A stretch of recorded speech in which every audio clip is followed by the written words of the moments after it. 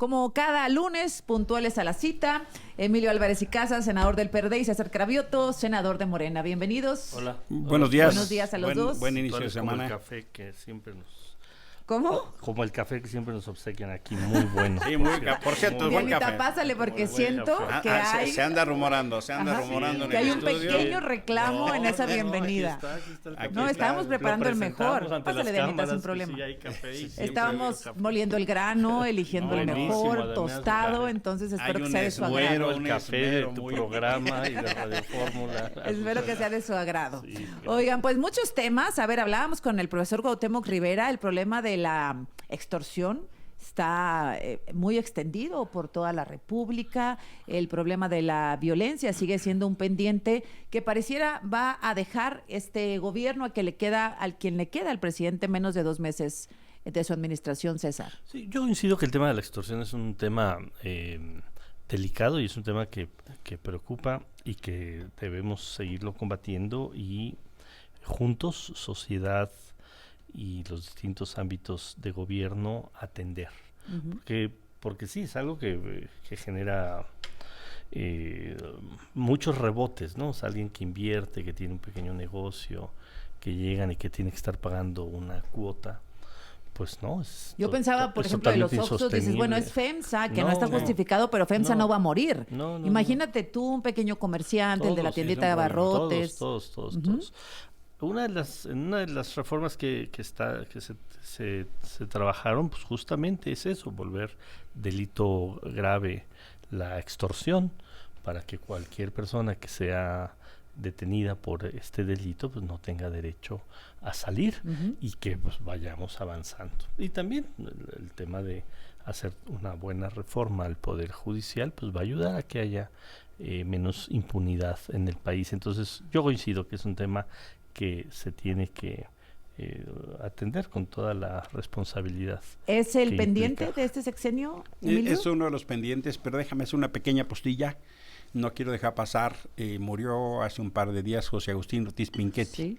Y yo quiero expresar mis condolencias a la familia, a su esposa, la ministra Loreta Ortiz, a sus compañeros de partido y causa, y a todos nosotros en general, con independencia de las legítimas diferencias. Yo pienso que fue un hombre íntegro. Yo pienso que muchos años dedicó de su vida a la transición democrática. Los últimos años fue fiscal electoral. No siempre compartimos su función, pero es un hombre del tipo de personas que hay que señalar por su causa, ¿no? Y sumarnos, porque pienso que es una pérdida como país, ¿no? Con independencia donde esté, yo sí pienso que hay gente muy valiosa en el gobierno, en la función pública. José Agustín fue uno de ellos.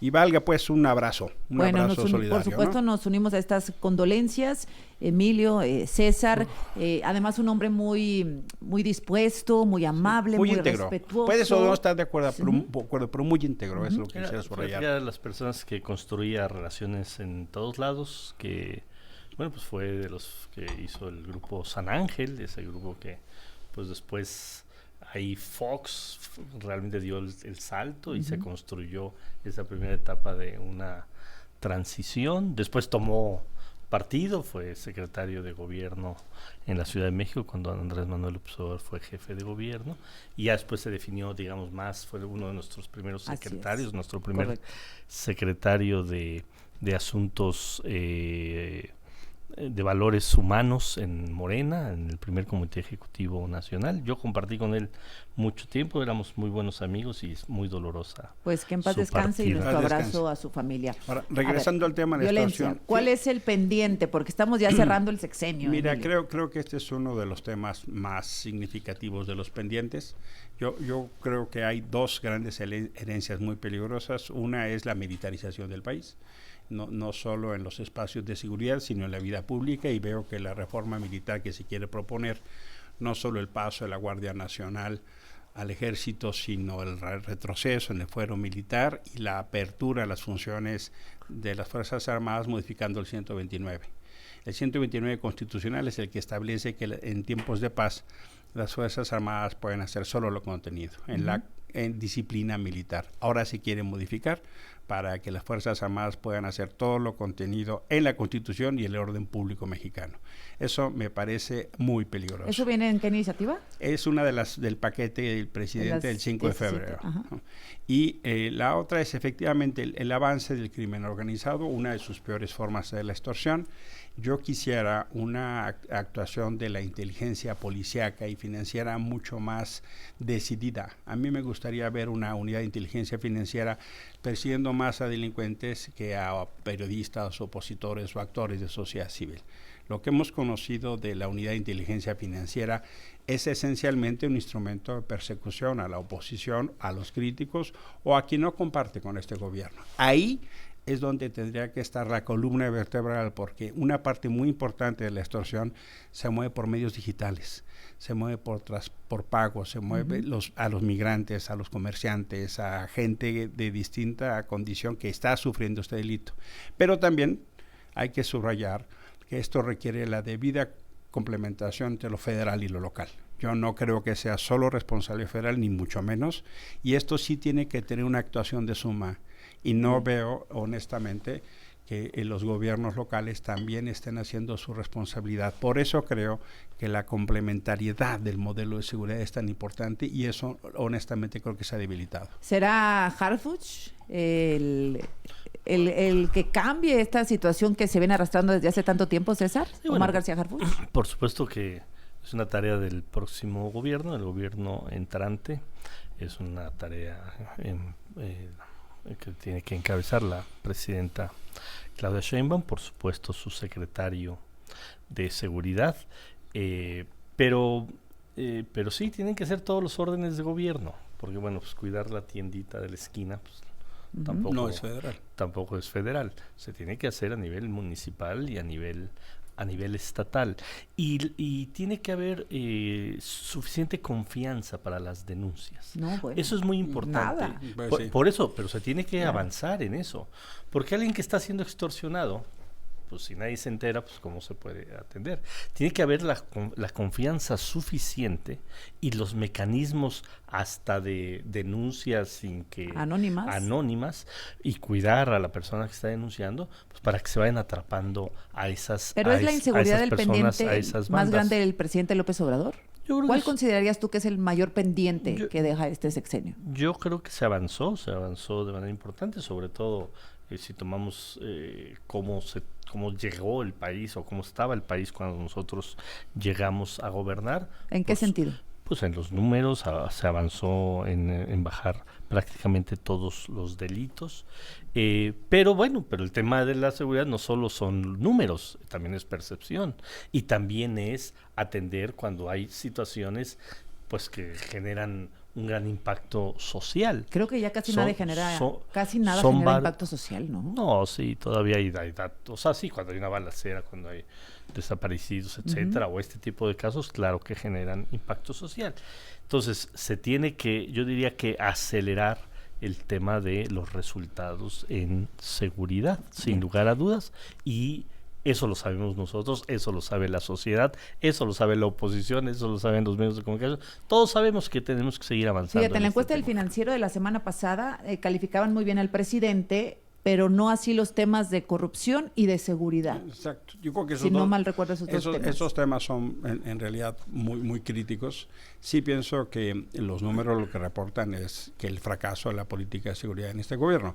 O sea, tenemos el número de homicidios violentos más altos de la historia, más de 190,000. Peña lo dejó en 150,000 y Calderón 120,000. El número más alto de personas desaparecidas o de feminicidios o de periodistas y defensores de derechos humanos asesinados. Esos son los números. La tendencia ha tendido una ligera tendencia a la baja, pero desde el tope, desde lo más alto. O sea, ni siquiera se han recuperado los números que tenía Peña.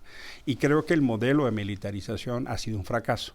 La Guardia Nacional ha sido el esfuerzo más importante que ha hecho el Estado mexicano en décadas en términos de recursos, de hombres, de capacidad, de gasto.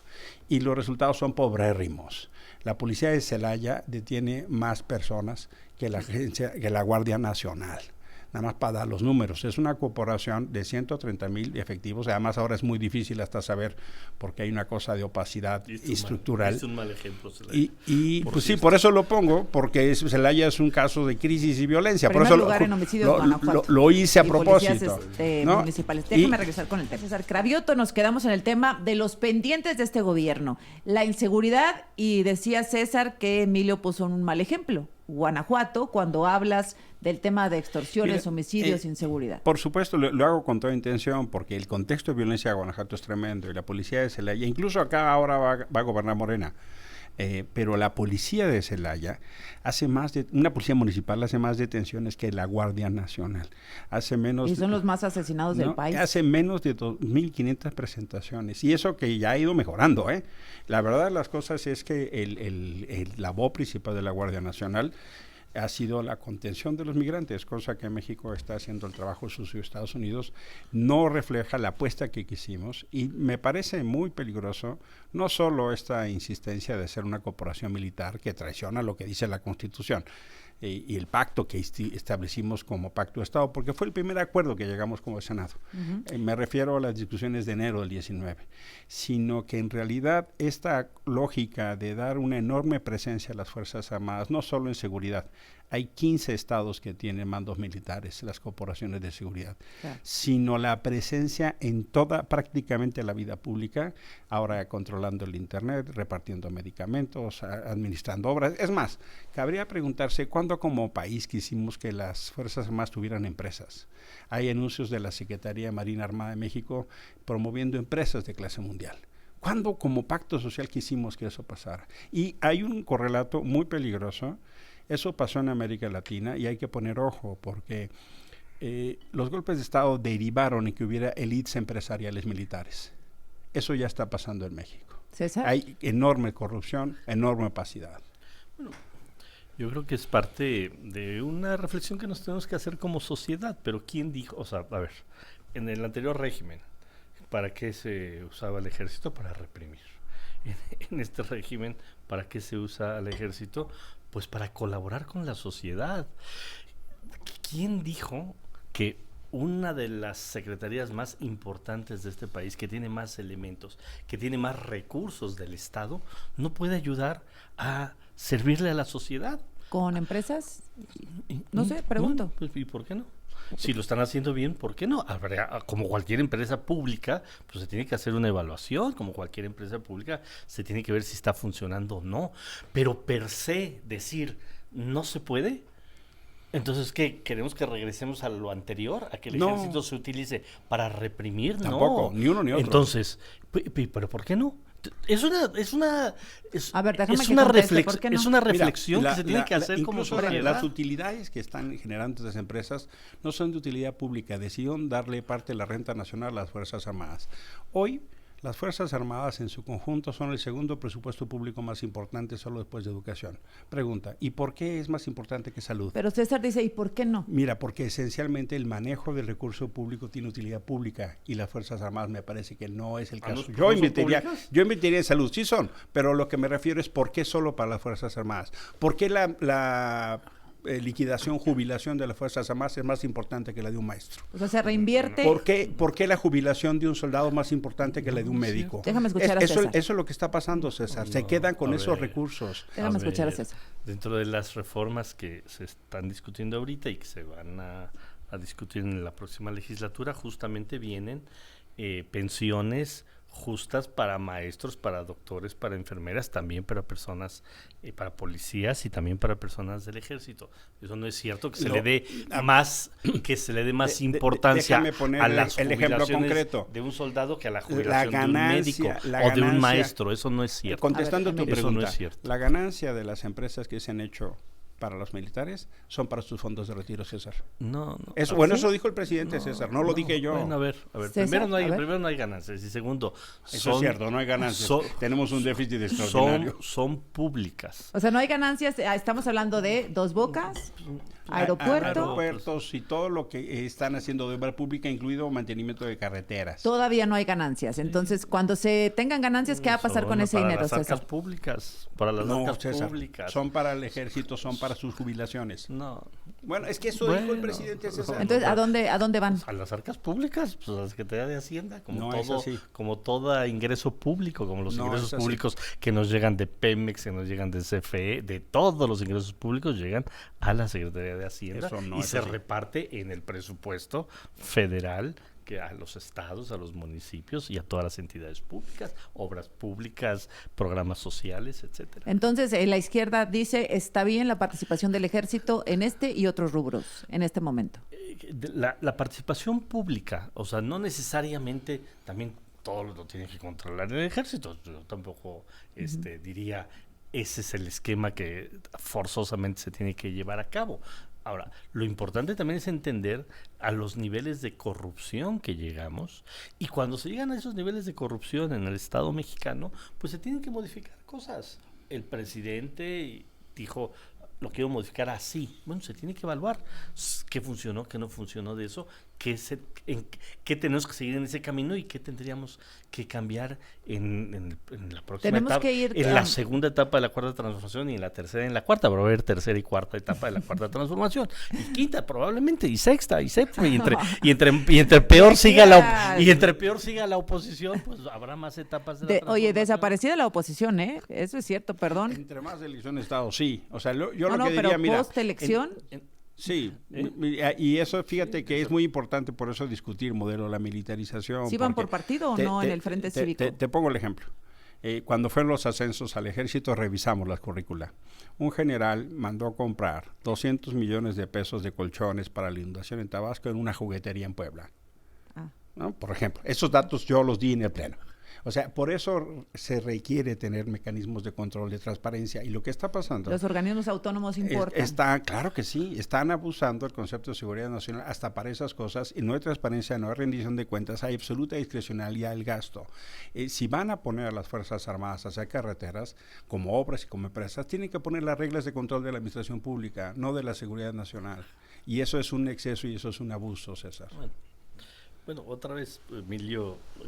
No defiendo el pasado, ni me gusta el pasado. Quiere que regresemos a ese pasado donde César, pasaba un asunto, una emergencia, y entraba un fondo que no llegaban los apoyos a la gente. Hoy llegan a los apoyos a la gente, y si se encontraron colchones donde se encontraron, lo importante es que los colchones se hayan comprado a un precio justo y que hayan llegado a la población afectada. Es que no puede ser la corrupción del pasado ni la del presente. ¿Y a cuántos se compraron? Y si no puede ser la corrupción del pasado ni la del presente. ¿Y los colchones de la juguetería sí llegaron o no? Pues no se sabe, porque no hay rendición de cuentas.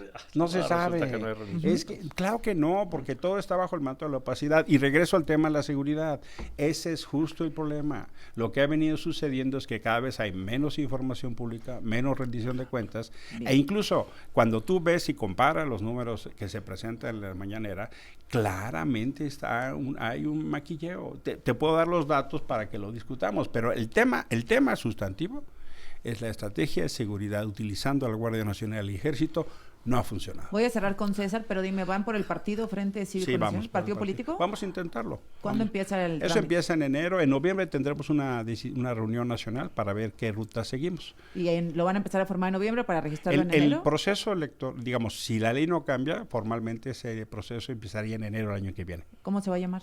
No sabemos todavía, estamos en discusión justo. Bueno, César. Échale, aplíquese. Ibas a hacerle una buena pregunta. Una buena pregunta. Dale. No, tú. A ver, venga, dame chance de tomar tu silla. No, tú. Adelante. ¿Yo qué? A ver, es que se me fue porque estar pensando aquí en que no me van a meter un gol. ¿Cuál pregunta? Qué buenas cosas veía yo. La buena pregunta, sí, pero déjenme se les pregunto ahora que regresemos porque me quedan 47 minutos. Segundos, digo, pensé que respecto al partido.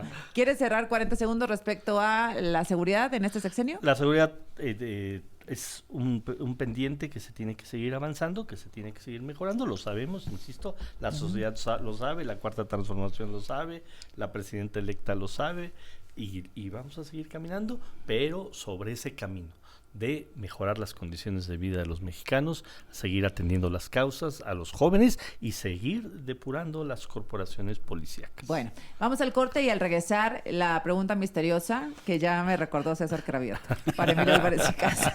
Ya me dio más tiempo para pensar. Vamos con Emilio Álvarez y Casa y César Cravioto para dejar sobre la mesa una propuesta para la siguiente ocasión que nos veamos. Tú me dices, seguridad el máximo pendiente del gobierno de Andrés Manuel López Obrador. Sí. No el único, entre varios. Dame 2 aciertos de este gobierno que tú aplaudirías y acompañarías. La primera, que me parece la más significativa, es la política salarial. El aumento del salario. El aumento del salario, una parte importante de eso no depende del gobierno, pero sin duda el liderazgo del gobierno en esa materia ha sido fundamental. Empezó en la última parte del gobierno de Peña, pero el empuje que dio este gobierno sobre ese particular creo que ha sido unos logros como país más importantes, porque si el gobierno decide empujar eso, y creo que ahí hay que hacerle justicia a Coparmex y también a la Acción Ciudadana frente a la pobreza, el resultante como país es muy bueno. La verdad que los trabajadores y las trabajadoras tengan mejores salarios, creo que es probablemente el logro más significativo. ¿Una más? Y en ese correlato me parece muy importante el esfuerzo que se ha hecho recaudatorio para la gente que no paga impuestos, sobre todo las grandes empresas. Sí me parece que había un trato absolutamente inequitativo, de privilegio para grandes empresarios que estaban cercanos a los gobiernos, y me parece que eso ayuda a la justicia redistributiva. Creo que todavía tenemos muchos pendientes, porque los grandes millonarios de este país, todos incrementaron notablemente su fortuna en este gobierno. Te estoy forzando, te dije 2, ¿tienes alguno más que me des Sí, por yo ahí? creo que también avanzamos en algunas cosas de democracia social, por ejemplo, temas de paridad, tema con los afrodescendientes que no teníamos pendientes, o cosas aquellas que tienen que ver en ley de derechos con programas sociales, eso me parece bien. No acompaño la manera en que se implementan, pero como concepto de derechos lo acompaño. Bien. Yo creo que esas cosas como país nos ayudan, nos benefician con independencia. Muchas cosas, de hecho yo sacaba cuentas, el 23% de mis votaciones fueron en contra o abstención. Eso quiere decir que 77 fueron a favor. Hubo muchas cosas que yo acompañé, otras no. Ah, muy bien, ¿no? 77%. Pero, bueno, pues eso, ahí están algunos positivos que reconoce la oposición. ¿Le reconoces algunos positivos a la oposición? En esta etapa, yo sinceramente, bueno, creo que ha habido una conducción democrática, y eso es bueno. O sea, no hemos llegado a niveles de otros países donde la oposición se resiste o genera condiciones de ingobernabilidad. Aquí, aunque el debate ha sido duro, aunque han dicho muchas mentiras, en estos 6 años todo ha sido dentro del marco democrático. El que, por ejemplo, estén organizando un nuevo partido, pues, qué bueno, porque de eso se trata, de tener distintas alternativas democráticas. Eso le ayuda al país. Hay personajes con los que se toman fotos, pues, allá ellos, pero... ¿Como quién? Pues como la foto que vimos de ¿quién estaba ahí? ¿Cabeza de Vaca? Cabeza de Vaca. ¿Quién más? Creo que Aureoles Javier Lozano. ¿Y con quién?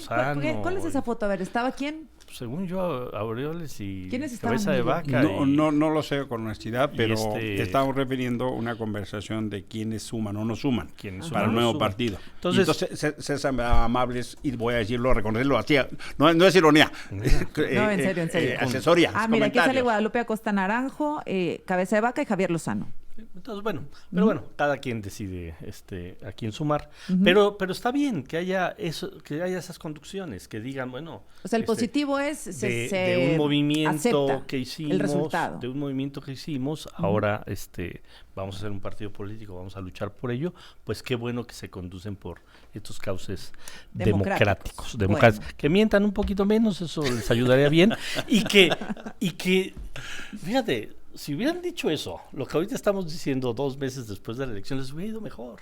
Que hubieran dicho, a ver, esto no nos gusta de la 4T, y esto está bien, pero no lo dijeron. Parecía que el país era negro. El país era todo negro, y el resultado pues fue negro para ellos, porque se equivocaron. si ellos dan ese paso para la siguiente etapa de la transformación, les va a ir un poco mejor. Oye, y para la tercera y la cuarta y la quinta y la sexta etapa, entre el piso estos de la tres está su transformación. candidato próximo, Javier Lozano, No, cabeza de ya, vaca y tan rápido. Guadalupe Acosta. No Ahí no, eso, ahí no es. No creo. Y además, digamos, Bueno. las relaciones políticas son de muy amplio espectro. Yo sí creo que con independencia de eso, un esfuerzo de sociedad civil muy amplio es lo necesario. Y sí creo que hay crisis en los sistemas de representación, Morela incluido. O sea, yo creo que los partidos tienen en México unos liderazgos que parecen dueños. Entonces Sí, claro. creo que esa cosa tiene que cambiar. Gracias a los dos. Muchas gracias. Emilio, César, Gracias. gracias.